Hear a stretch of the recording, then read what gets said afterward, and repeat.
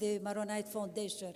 Daniel has been working with us since 2013 in Argentina. He is one of the pillars of our staff in Argentina. We have a board of trustees, and Daniel is in charge of all the registration and the recovering of the Lebanese citizenship.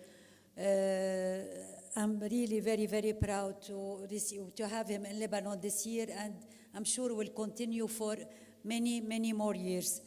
Daniel is a fourth generation of Lebanese migrants. He was born and lives now in Buenos Aires, Argentina. He is a PhD candidate in Syriac and Arabic studies at University of Buenos Aires. He is advisor to FINLAG. This is the branch of the Maronite Foundation in Argentina, a Christian Argentinian Lebanese foundation, since its creation in 2013. He wrote 2 books in Spanish about Lebanon, Lebanon in Buenos Aires, 2011, and Lebanon Cultural Guide, Villages, Cities, and Historic Sites, 2013, and I had the privilege to receive both of them. Since 2001, he has given lectures for the Lebanese community in Argentina and other countries in Latin America. He is technical director of Dori Laboratory, pharmaceutical industry, and head of pharmacy at the Syro-Lebanese Hospital in Buenos Aires. Please help me to welcome Daniel. And we are so proud that someone born in Argentina, 4 generations, still interested to learn more about Arabic and about Lebanon and publish books about it. Thank you. Thank you. Good morning. Thank you, Madame Bestani.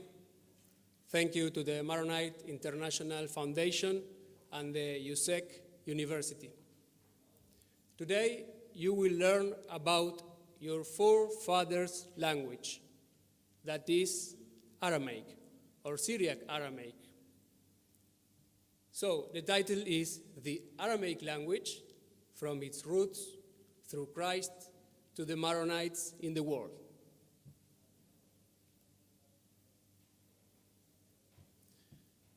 Why talk about the Aramaic language?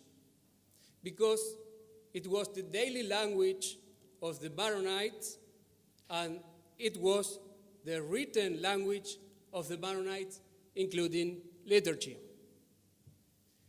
Even today, the official name of the Maronite Church is Syriac Maronite Church of Antioch, where Syriac means Aramaic. In fact, the shield of the Maronite Patriarchy has a legend in Syriac Aramaic here. The glory of Lebanon is given to him, said by the Bible in reference to the glory of Christ. In Syriac is Ikoro de Lebanon netiheb leh.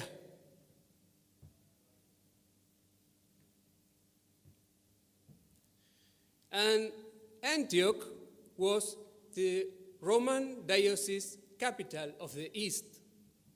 You can see the red arrow on the map showing the city of Antioch. I divided the lecture into 5 chapters. First, the origin of Aramaic language before Christ. Second, the Aramaic language, Christ, apostles, and early church. Third, the Syriac language of Maronites in Lebanon.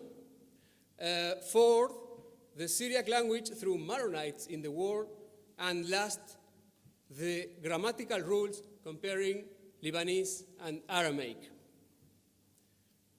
What is important to know is that Syriac is one of the dialects of Aramaic.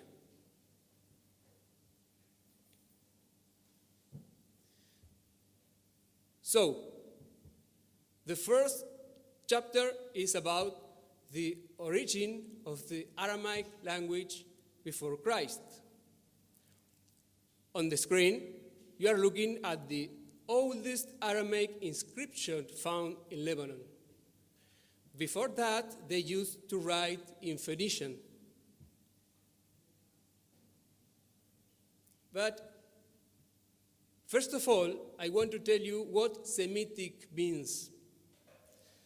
The Bible said that after the flood, the 3 sons of Noah left their ship to populate the earth.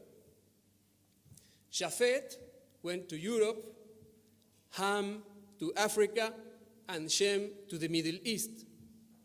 Then, the language of the descendants of each of them are known as Japhetic, Hamitic, and Semitic languages. Today, this biblical classification has been taken by some scholars. Let's focus in the Middle East. Here we have a family tree of the Semitic languages. The Semitic Northeast language is represented by the Assyrian language. Its characteristic is that it is a dead language, while some of the others are alive. What is important for us now is Syriac. Here, a dialect of Aramaic, as I told you. As you can see, Lebanese language is a mix of Phoenician, Aramaic, and Arabic language. This map shows the geographical distribution of Semitic languages until the 8th century before Christ. Canaanite language, Aramaic language, Assyrian, and Old Arabic language. But what happened after the 8th century before Christ?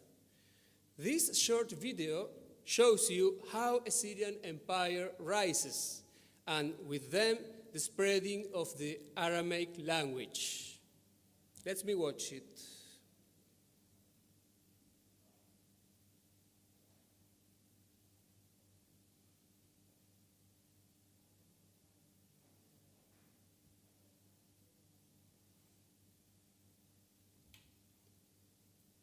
Not music? No sound? No? Oh, don't worry. No, don't worry.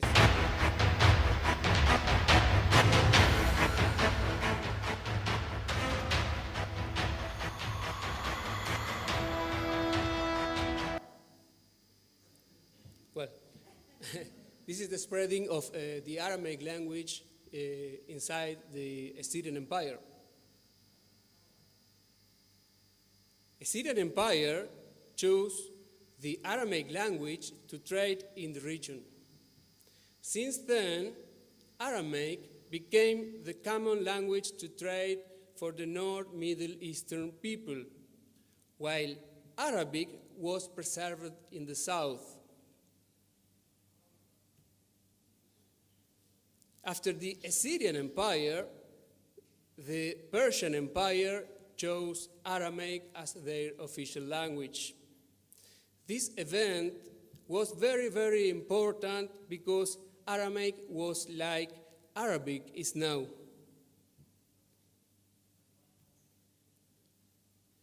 Here you can see the Persian Empire in red, and in blue, the Greek culture.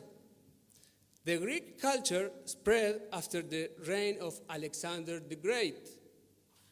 Look at this short video. If there is a sound, please, it's better. If not, don't worry.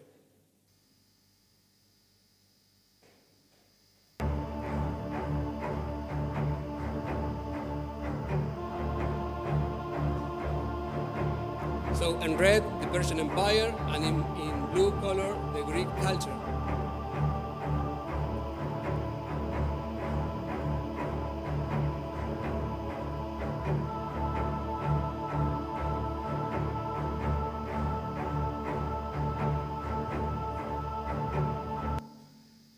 But the Greek culture had a characteristic. It spread mainly in the cities, but not in the countryside. So, what happened there? See it in the next slide now. Old Aramaic was broken down into several dialects through the Greco-Roman world. For example, Western dialects can be represented by Galilee dialect, is Jesus' dialect, while Eastern dialect were represented by the Syriac dialect of Edessa. On the screen, in green, here, you can see the Galilee region next to Lebanon, and in red, Edessa's city region, where Syriac came from, Syriac dialect of Aramaic came from. So now, the second chapter is about the Aramaic language of Christ, the apostles, and the early and medieval church. The New Testament tells us that this inscription was written in 3 languages: Hebrew, Greek, and Latin. But what they really called Hebrew, in fact, were Aramaic characters. Jesus and the apostles spoke the Galilean Aramaic dialect. It was very similar to the dialect spoken in Lebanon and to the Syriac Aramaic too. The New Testament was thought in Aramaic but written in Greek. However, the words and phrases, the Greek text kept some words and phrases, Here I wrote to show you some of them. For example, Talita kum, just like we say in Arabic for Easter, Al-Masih Qam, the word Qam in Aramaic is very similar and came from Aramaic, Talita kum. Also, the word Abba is the Aramaic word pronounced by Jesus, and it is very, very important because it means how close is the relationship between God and us.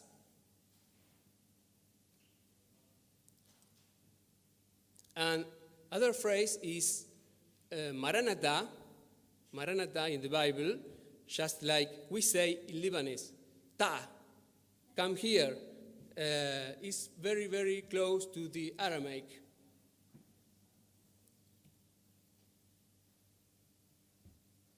If you have read the Bible, you may have found a chapter about Jesus and the Canaanite woman. Mark's Gospel says, and Jesus went to the district of Tyre and Sidon, and behold, a Canaanite woman from that region came out and cried, "Have mercy on me, O Lord, Son of David." In which language was the dialogue spoken? What do you think? In Phoenician, Aramaic, Arabic, what do you think? Of course in Aramaic, because it was the common language of the region. Besides the Bible, we have other historical evidences. There are 2 letters written in Syriac between Jesus and the king Abgar of Edessa, the city where Syriac dialect came from. Let me read the letters. First, from King Abgar of Edessa to Jesus. I have heard that you make the blind to see and the lame to walk and raise the dead. I have therefore written to you to ask you if you would take the trouble to come to me and heal all the ill which I suffer. And now the answer of Jesus to King Abgar of Edessa. If it is necessary for me to fulfill all things here for which I have been sent, but after I have been taken up, I will send to you one of my disciples, and he may heal your disease and give life to you.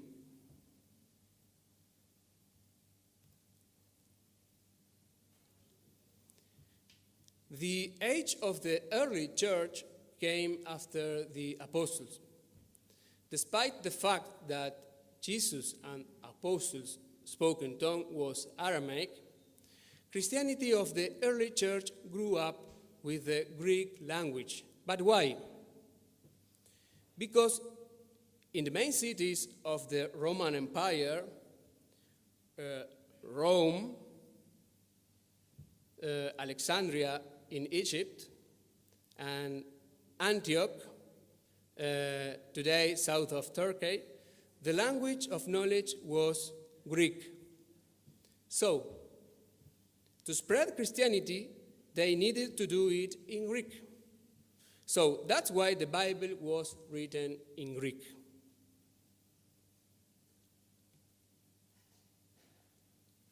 In fact, Christian is a Greek word that means the anointed ones. In Acts, in the same paragraph, it mentions how they were called Christians for the first time and how they converted to the Phoenicians to Christianity. Let me read you. Those who had been scattered by the persecution that broke out when Stephen was killed traveled as far as Phoenicia, Cyprus, and Antioch, spreading the word.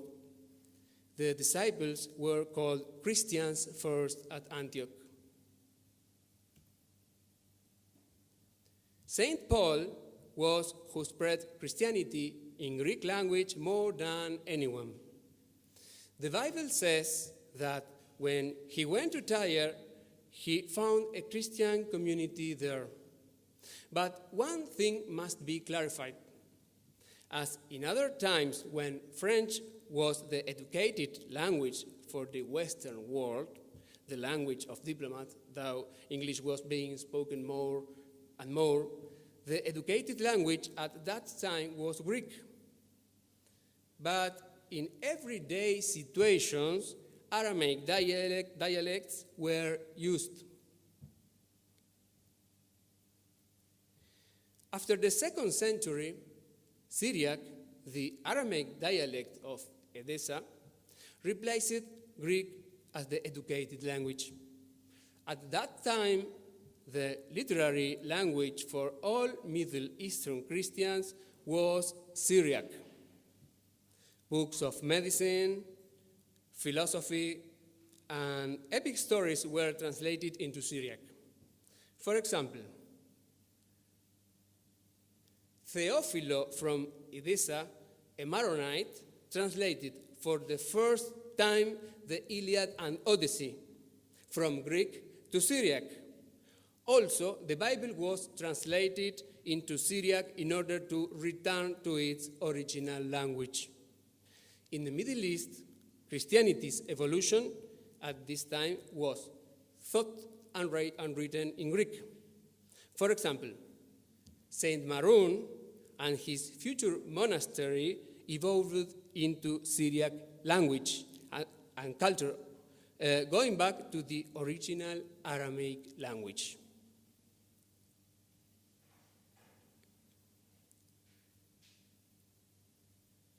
As from the 5th century, the Middle East Church was divided into at least 7 different churches due to many political issues.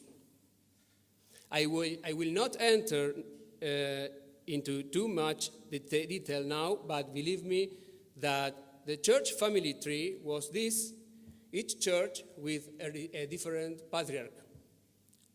What is important is that Syriac language in literature is kept until now for the churches in pink, and up to the 13th century for the Orthodox Church.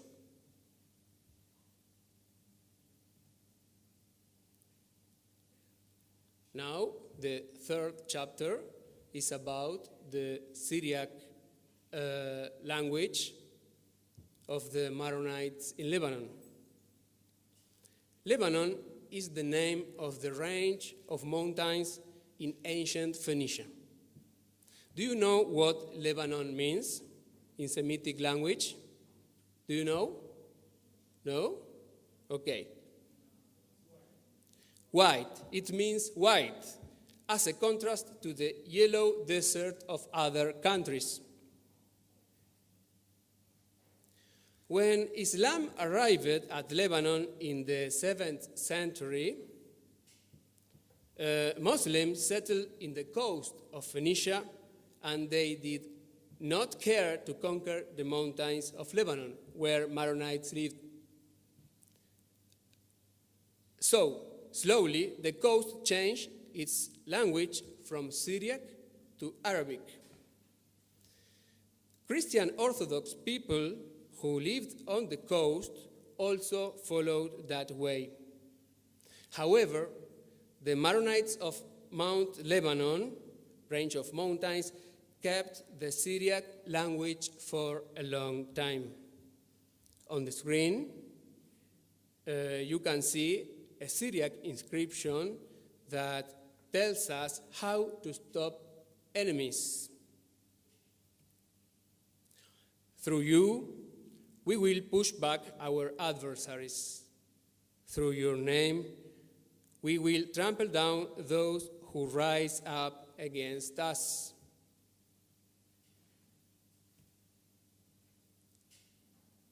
But how long did Maronites keep their language?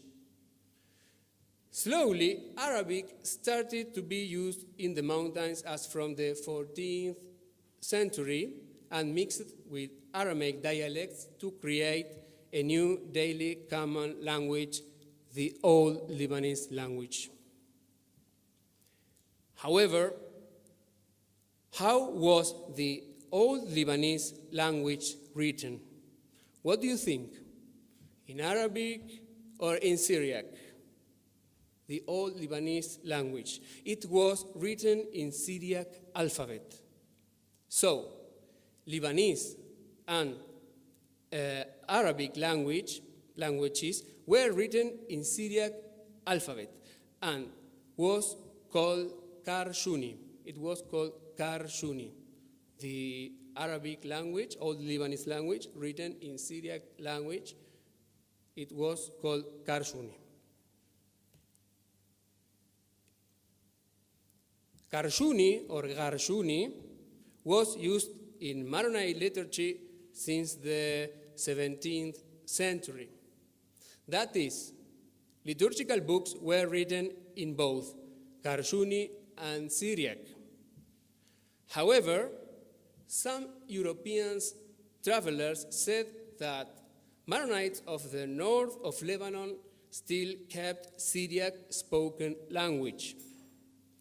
Moreover, there are evidences of a few failed attempts to write with Arabic alphabet instead of Karshunis.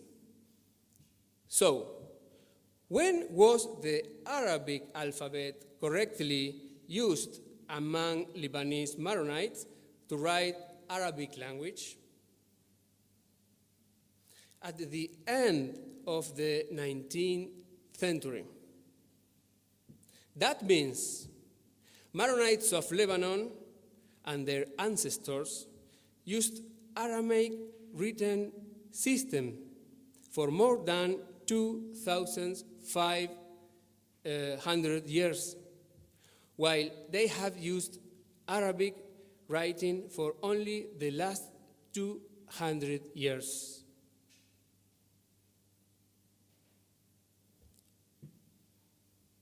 Now, the fourth chapter is about the Syriac language through the Maronites in the world. Maronite migration outside Middle East started around the 10th century. First, they migrated to Cyprus, where they have kept their Maronite heritage till now. Later, monks went to Italy, but only to study. A Maronite college in Rome was opened from 1584 to 1808. It was an exchange of knowledge. Maronite priests learned Latin methods, while Italian priests learned Jesus' Aramaic language from the Maronites. The Assamanid dynasty of priests was one of the most influential. They stimulated the creation of the future European Bible scholars for biblical studies. In the year 1585, the Maronites brought from Europe the first printing press to the Middle East and installed it at St. Anthony Oshaia to print liturgical books in Syriac. Maronite main migration from Lebanon to all the continents started in the 19th century. They escaped from famine and war. They took with them their Aramaic and Arabic liturgical books to wherever they went. Today, all Maronites from any part of the world listen to the same parts of the Mass in Aramaic. This unites us and allows us to preserve our remote identity. There are 4 required Aramaic sections of the Mass. Do you remember which? Well, if you go to the Mass, you can see the rite of entrance, the Kadishat. Do you know the Kadishat? And the rise to the altar and the consecration. Okay, but I chose one of them, the Kadishat, called the Holy. This short video, please the sound. قديشات ألوه قديشات حيلتون قديشات لميوتو اترحم علي. But what about the other sections of the Mass? In what language are they? The logic is, if you are in France, Syriac and French must be used. If you are in the USA or Australia, Syriac and English, of course. And in Latin America, we use Syriac and Spanish and also a little of Arabic.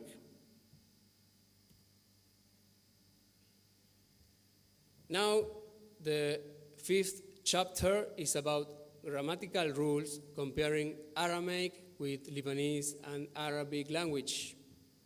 How close is the Lebanese language to the Aramaic one? Remember that the Lebanese language is a mix of Phoenician, Aramaic, and Arabic. So, let me show you. Here are some letters of the alphabet. Above, the consonant, and below the vowels that must be written over the consonants, really, the vowels. For example, the first word here in red is Lebanon. Lebanon. Lebanon in English, of course. I don't know if you can you identify the consonants. L, for example, L, B, N, and the vowels on the top, of course. And now the word aloho, God in English, here. Know that the Aleph came from Syriac. Aleph letter from Arabic, it really came from Syriac, and also other letters.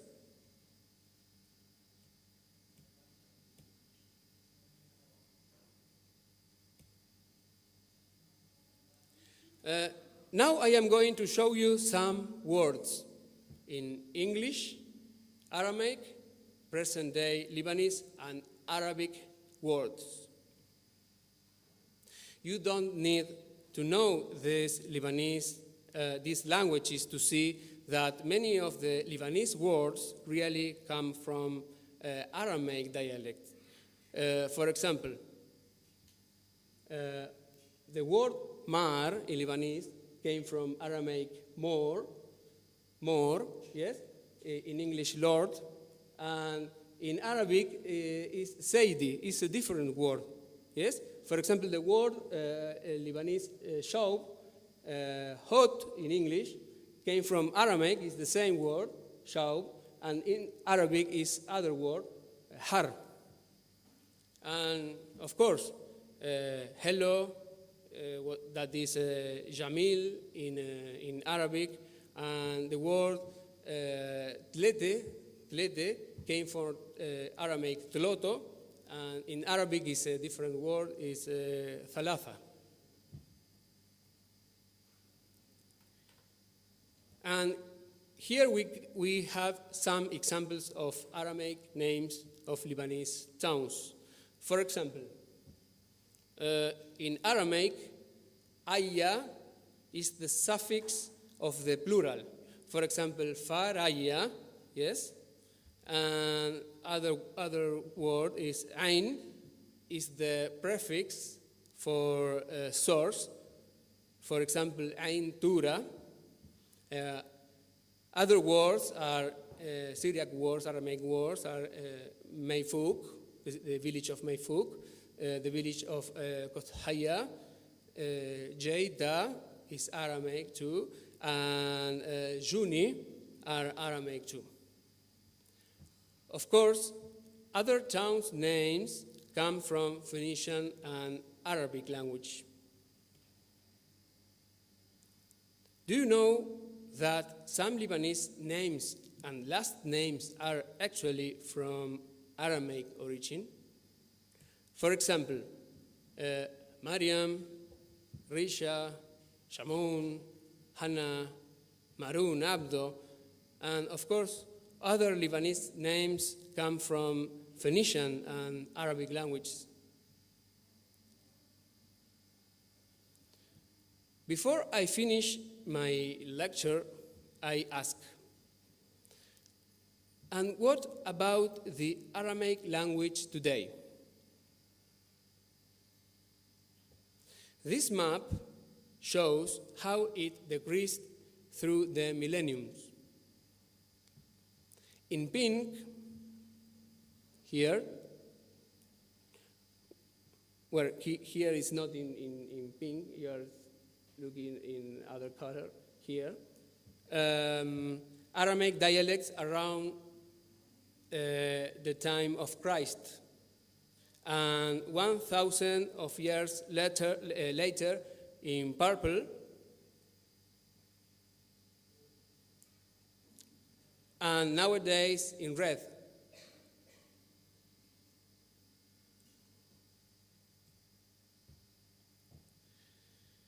Now you can understand the importance of our Syriac Aramaic language. What would we do to keep our heritage?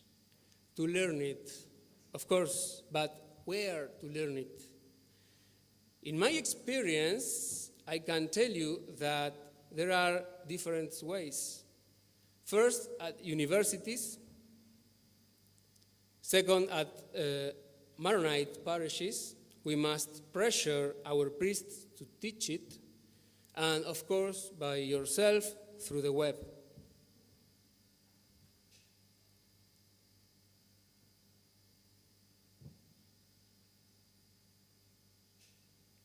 As a conclusion, let me summarize the 3 important points of this lecture.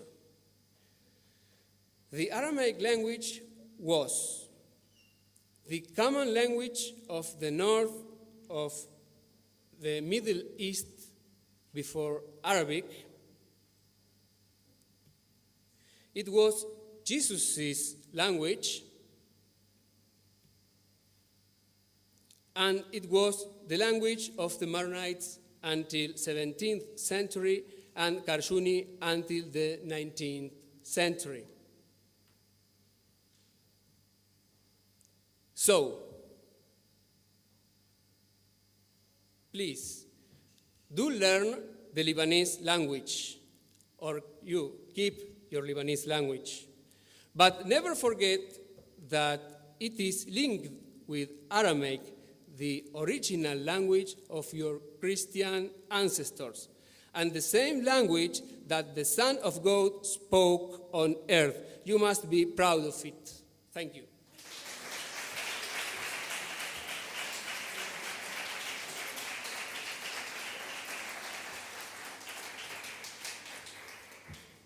Questions? But please, Francesca, if you can translate me.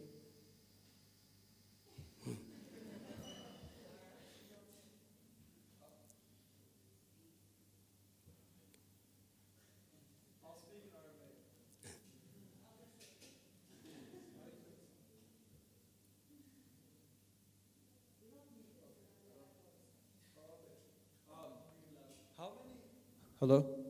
How many, if you know the answer to this, I don't expect you to know the answer to this, but right now, when you show 2010 Aramaic speaking, how much of the world's population is Assyrian today?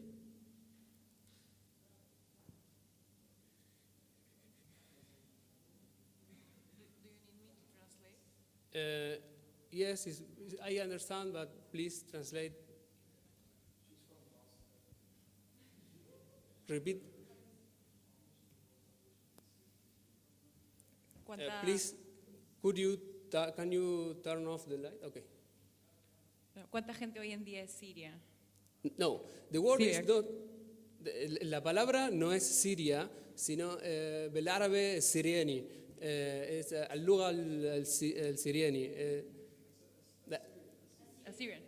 Syriac is the dialect of Aramaic. Es un dialecto del arameo. El siríaco es un dialecto del arameo. It's a dialect from Aramaic. Yeah. I have a lot of friends in Los Angeles that tell me that they are Assyrian. Assyrian